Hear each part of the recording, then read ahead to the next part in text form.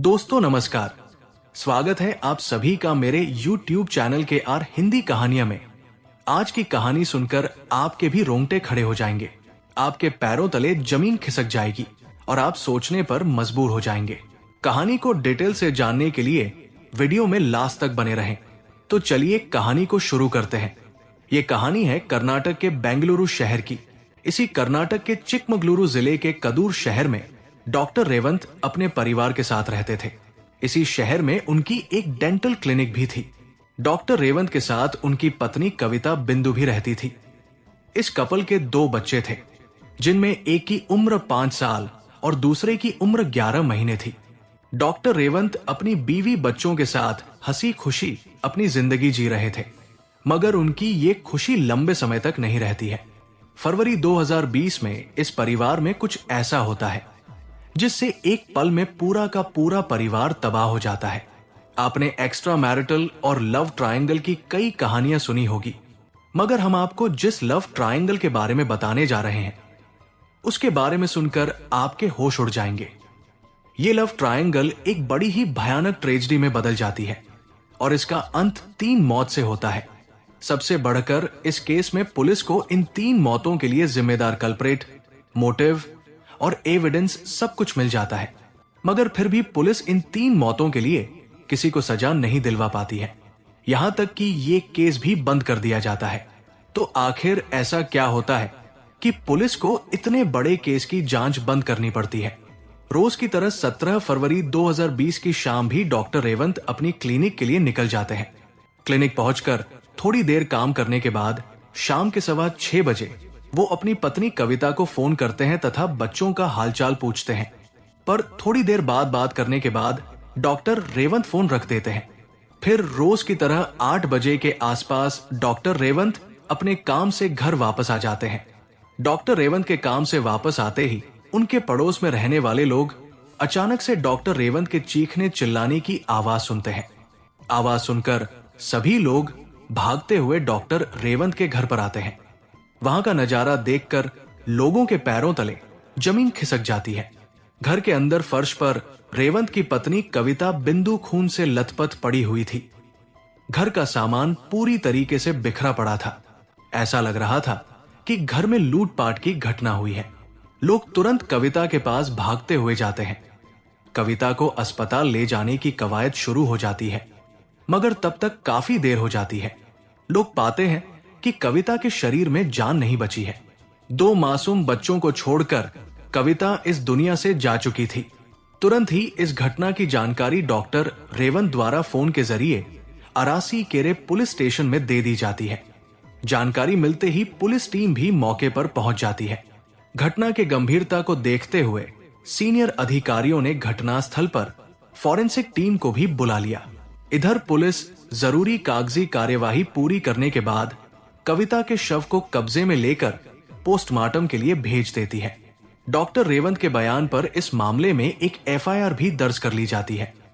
Doctor Revanth बताता है कि कविता की हत्या किसी लुटेरे ने की है, क्योंकि घर से कई कीमती सामान और ज्वेलरी गायब है। डॉक्टर रेवंत के मुताबिक पहले लुटेरे जबरदस्ती घर में घुस आए, फिर वो लूटपाट करने लगे, जिसका शायद कविता ने विरोध किया। इसी के चलते लुटेरों ने कविता की गला रेत कर हत्या कर दी और फिर जरूरी कीमती सामान लूटकर भाग गए। इस बयान के आधार पर एफआईआर दर्ज करने के बाद पुलिस वाले अपनी जांच शुरू कर देते हैं। शुरुआती जांच लूटपाट के एंगल से ही की जाती है। शुरुआती जांच में ही पुलिस वालों को इस केस में कुछ अजीब सा लगने लगता है। जैसे डॉक्टर रेवंत बयान देता है कि कुछ बाहरी लुटेरे घर में आए और उन्होंने लूटपाट मचाई है, मगर शुरुआती जांच में ही पुलिस वालों को घर के अंदर जबरदस्ती लूटपाट के कोई निशान नहीं मिलते हैं। इतना ही नहीं, कविता के साथ भी अगर किसी ने जबरदस्ती मारपीट की होती तो वहां स्ट्रगल के निशान जरूर मिलते, मगर पुलिस वालों को ऐसा वहां कुछ भी नजर नहीं आता है। घर से कीमती जेवर जरूर गायब मिलते हैं। घर के अंदर फोर्स एंट्री के भी सबूत नहीं मिलते हैं। पुलिस का शक डॉक्टर रेवंत पर जरूर होने लगा था, मगर पुलिस वाले फाइनली पोस्टमार्टम रिपोर्ट के आने का इंतजार करते हैं और तब तक अपनी जांच लूटपाट के एंगल पर ही जारी रखते हैं। जब पोस्टमार्टम रिपोर्ट आती है तो हर कोई शॉक्ड रह जाता है। पोस्टमार्टम रिपोर्ट में कहा जाता है कि कविता की हत्या बड़ी ही सफाई के साथ की गई है, जो एक प्रोफेशनल ही कर सकता है। पोस्टमार्टम में इस बात के सबूत मिलते हैं कि कविता का गला किसी हथियार से नहीं बल्कि किसी शार्प सर्जिकल ब्लेड से काटा गया है। इसके अलावा कविता के शरीर में एनेस्थीसिया का भी हाई डोज पाया जाता है। सर्जिकल ब्लेड और एनेस्थीसिया मतलब शक की सुई सीधे कविता के पति डॉक्टर रेवंत की तरफ जाती है। फिर भी पुलिस वाले जल्दबाजी में कुछ भी कदम उठाने से पहले डॉक्टर रेवंत के घर तक आने वाले सभी रास्तों और घर के आसपास के सभी सीसीटीवी फुटेज को खंगालने का फैसला करती है। इन सीसीटीवी फुटेज में पुलिस वालों को कोई सस्पेक्ट नजर नहीं आता है। इसके अलावा जब डॉक्टर रेवंत की कॉल डिटेल्स निकलवाई जाती है तो पता चलता है कि डॉक्टर रेवंत पिछले काफी समय से किसी हर्षिता नाम की महिला के संपर्क में है। पत्नी की मृत्यु के बाद भी लगातार वो हर्षिता से बात कर रहा था। अब तक मिले सभी सबूत इस बात की ओर इशारा करने लगते हैं कि शायद डॉक्टर रेवंत का हर्षिता से अफेयर है और इसी एक्स्ट्रा मैरिटल अफेयर के चक्कर में रेवंत ने अपने पत्नी की ही बेरहमी से हत्या कर दी है। अब पुलिस वाले सच का पता लगाने के लिए एक बार फिर से डॉक्टर रेवंत को कॉल करके पुलिस स्टेशन में आने को कहते हैं। इससे पहले भी पुलिस वालों ने कई बार डॉक्टर रेवंत को बुलाया था और उससे पूछताछ की थी।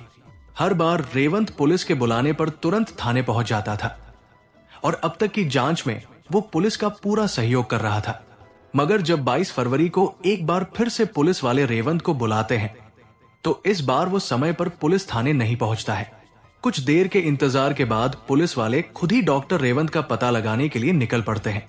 मगर तभी पुलिस वालों को पास के ही बंदी कृपालू रेलवे गेट पर किसी की लाश पड़े होने की जानकारी मिलती है। जब पुलिस वाले मौके पर जाते हैं तो वो भी शॉक्ड रह जाते हैं। वो लाश किसी और की नहीं बल्कि डॉक्टर रेवंत की थी। 5 दिन पहले 2 मासूम बच्चों के सर से मां का साया उठा था और अब पिता भी दुनिया से जा चुके थे। डॉक्टर रेवंत की मौत कैसे हुई? किसी ने उसकी हत्या करके रेलवे ट्रैक पर फेंक दिया या खुद ही डॉक्टर रेवंत ने अपनी जीवन लीला समाप्त कर ली? इसका जवाब पोस्टमार्टम से ही मिल सकता था। इसलिए पुलिस वाले लाश को कब्जे में लेकर पोस्टमार्टम के लिए भेज देते हैं। दूसरी तरफ इस केस को जल्द से जल्द सॉल्व करने के लिए अब पुलिस इस कड़ी में शामिल तीसरे किरदार यानी उस महिला की तलाश में लग जाती है जिससे लगातार डॉक्टर रेवंत फोन पर बातें कर रहा था। जब पुलिस वाले उस दूसरी महिला की जानकारी निकालते हैं तो पता चलता है कि उसका नाम हर्षिता है। वो फिलहाल बेंगलुरु के राजेश्वरी नगर इलाके में रह रही थी। पुलिस वाले अब इस मामले में हर्षिता से पूछताछ करने के प्लान में लग जाते हैं। मगर ये क्या पुलिस वाले हर्षिता तक पहुंच पाते उससे पहले ही पुलिस वालों को जानकारी मिलती है कि हर्षिता ने अपने ही कमरे में अपने ही हाथों से अपनी जीवन लीला समाप्त कर ली है। पहले कविता, फिर डॉक्टर रेवंत और अब हर्षिता। इस केस के मामले में 3 लोग शामिल थे और अब तीनों ही इस दुनिया से जा चुके थे। जब पुलिस वाले हर्षिता के घर पर जाकर जांच शुरू करते हैं तो उन्हें हर्षिता के कमरे से कुछ ज्वेलरी मिलती है। घर के अंदर से बरामद किए गए डॉक्यूमेंट से पता चलता है कि ये ज्वेलरी 18 तारीख को कविता के पति डॉक्टर रेवंत ने भेजी थी। ये सभी ज्वेलरी कविता की थी। इसके अलावा भी पुलिस वालों को कविता और डॉक्टर रेवंत की मोबाइल से कई अहम जानकारियां मिलती हैं। एक के बाद एक 3 मौतों से कई तरह के सवाल उठ रहे थे। पुलिस वालों पर भी जल्द से जल्द इस केस को सॉल्व करने का दबाव बढ़ने लगा था। इसलिए पुलिस वाले अपनी जांच का दायरा बढ़ाते हैं और फिर एक के बाद एक सभी कड़ियों को जोड़ना शुरू करते हैं। फाइनली कुछ दिनों के अंदर अपनी जांच पूरी करने के बाद पुलिस की ओर से इस केस से जुड़ी एक हैरान कर देने वाली सच्चाई सामने आती है। पुलिस द्वारा जांच के बाद किए गए खुलासे के मुताबिक कविता और डॉक्टर रेवंत की शादीशुदा जिंदगी काफी अच्छी चल रही थी। दोनों काफी खुश थे। इसी बीच सोशल मीडिया के माध्यम से डॉक्टर रेवंत की मुलाकात हर्षिता से होती है। कुछ दावों के मुताबिक हर्षिता और डॉक्टर रेवंत की मुलाकात घर किराए पर लेने देने के दौरान हुई थी। खैर, पहली मुलाकात के बाद इन दोनों के बीच बातचीत का सिलसिला शुरू होता है। फिर दोनों में दोस्ती होती है और यही दोस्ती आगे चलकर प्यार में बदल जाती है। समय के साथ साथ इन दोनों का प्यार इतना गहरा हो जाता है कि डॉक्टर रेवंत ये भी भूल जाता है कि वो शादीशुदा है और उसके 2 मासूम बच्चे भी हैं।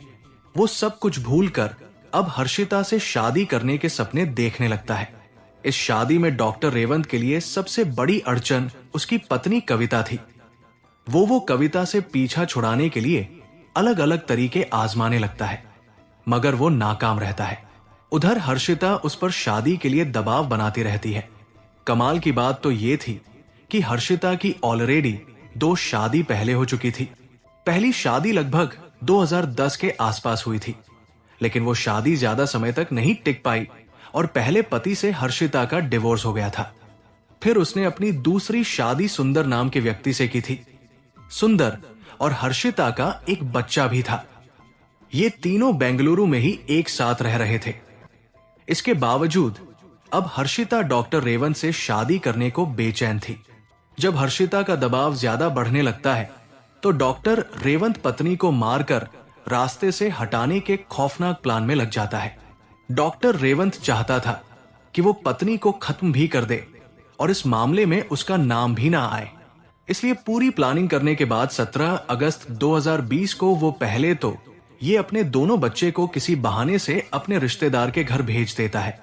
फिर धोखे से अपनी पत्नी के शरीर में काफी अधिक मात्रा में एनेस्थीसिया इंजेक्ट कर देता है। एनेस्थीसिया की वजह से कविता बेहोश हो जाती है। कविता के बेहोश होने पर डॉक्टर रेवंत सर्जिकल ब्लेड के जरिए कविता का गला घोट देता है और फिर घर में रखे सभी कीमती जेवर निकालकर एक थैली में रख लेता है। यहां तक कि मरते समय कविता ने जो गले का हार पहना हुआ था, डॉक्टर रेवंत ने वो हार भी निकालकर अपने साथ ले जाता है और फिर उसे अपनी गर्लफ्रेंड हर्षिता के पते पर भेज देता है। फिर बड़े आराम से अपने क्लिनिक से वापस आकर चीखने चिल्लाने का नाटक करता है और पुलिस वालों को लूटपाट की झूठी कहानी सुनाकर गुमराह कर देता है।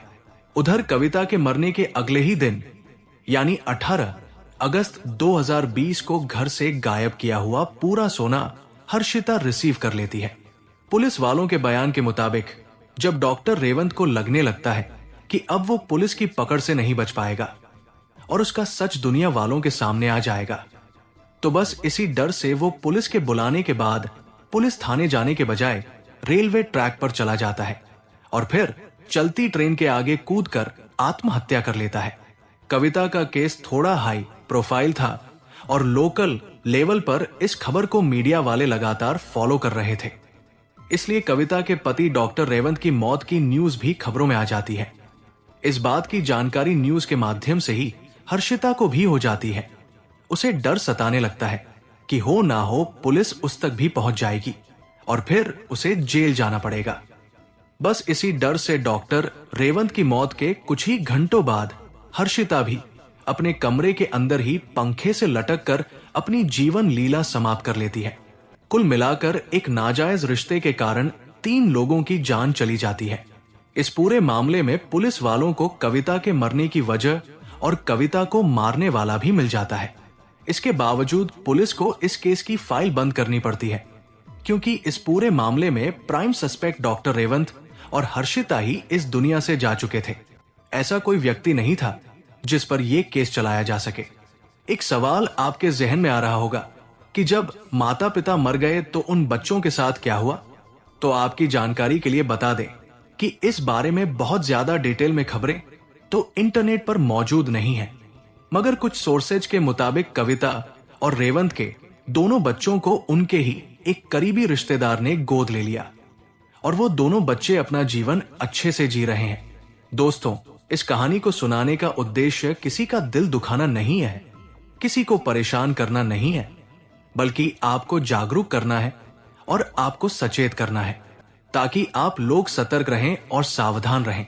तो दोस्तों, कैसी लगी ये स्टोरी कमेंट जरूर करें, वीडियो को लाइक करें और अपने दोस्तों को शेयर भी करें। और आपसे गुजारिश है कि मेरे चैनल को सब्सक्राइब जरूर करें। फिर मिलेंगे ऐसी ही किसी सच्ची स्टोरी के साथ। तब तक के लिए धन्यवाद।